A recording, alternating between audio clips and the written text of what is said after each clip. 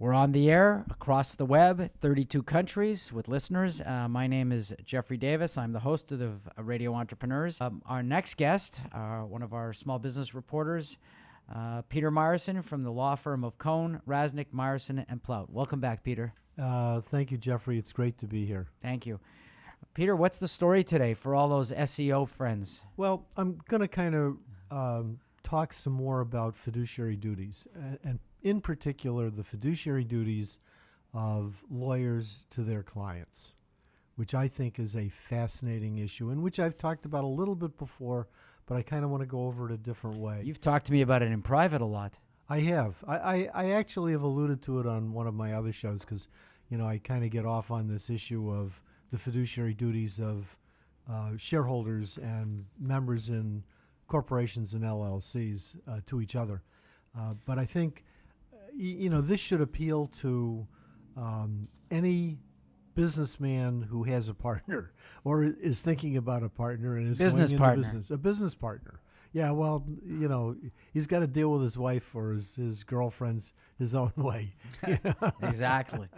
So let's get into it. Okay, so I think I want to start in a kind of odd, maybe not an odd way, but I want to remind our listeners, particularly those who are going into business, that what everybody understands is that a lawyer should zealously represent the interests of his client, and that is a requirement.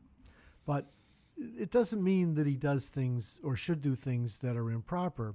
And the question really is, how do you function when you have a corporation or a business that is comprised of more than one member?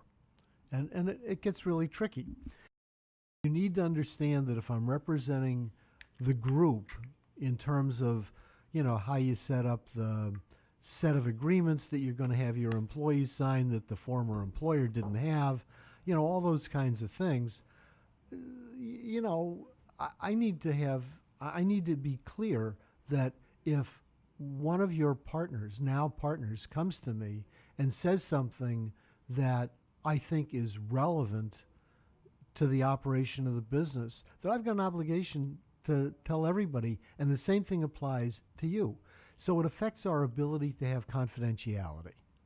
And you need to understand that. Well, I've had this happen over the years. I can't tell you how many times. I think the first question, that you really need to deal with when you are, when you get involved in this situation as the client, is figuring out, who do you want your lawyer to represent?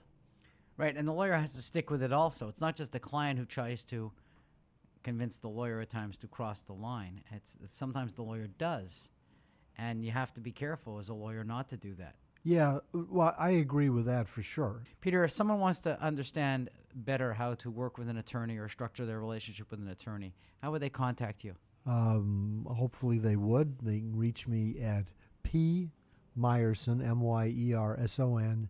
at crmllp.com, or I actually still take phone calls at my direct dial, which is 617-742-2255.